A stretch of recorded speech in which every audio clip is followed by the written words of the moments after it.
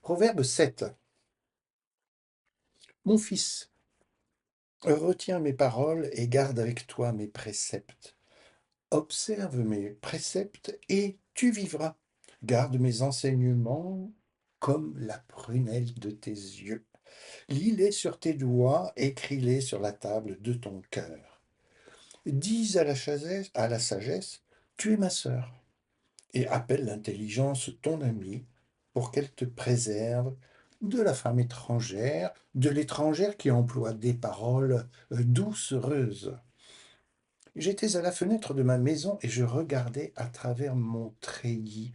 J'aperçus parmi les stupides, je remarquai parmi les jeunes gens un garçon dépourvu de sens. Il passait dans la rue, près de l'angle où se tenait une de ces étrangères, et il se dirigeait lentement du côté de sa demeure. C'était au crépuscule, pendant la soirée, au milieu de la nuit et de l'obscurité. Et voici, il fut abordé par une femme ayant la mise d'une prostituée et la ruse dans le cœur. Elle était bruyante et sans retenue. Ses pieds ne restaient point dans sa maison. Tantôt dans la rue, tantôt sur les places, et près de tous les angles, elle était aux aguets. Elle le saisit et l'embrassa, et d'un air effronté lui dit: je devais un sacrifice d'action de grâce. Aujourd'hui, j'ai accompli mes vœux. C'est pourquoi je suis sorti au-devant de toi pour te chercher, et je t'ai trouvé.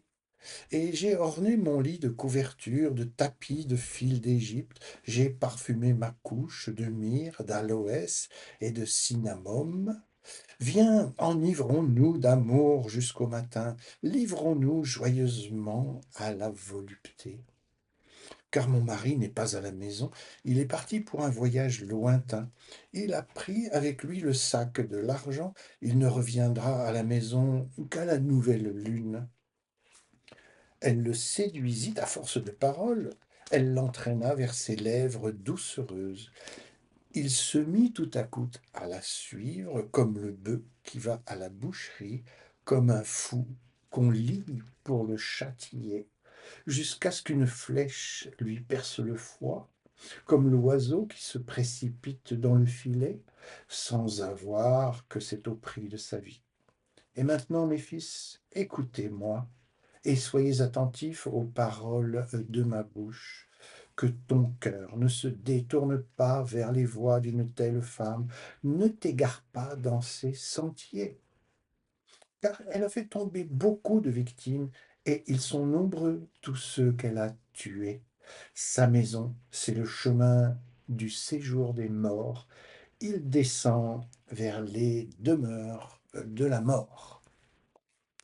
Si ce proverbe vous a parlé, n'hésitez pas à mettre un pouce, un commentaire, abonnez-vous aussi à cette chaîne, mais surtout partagez-la autour de vous pour faire connaître ces textes.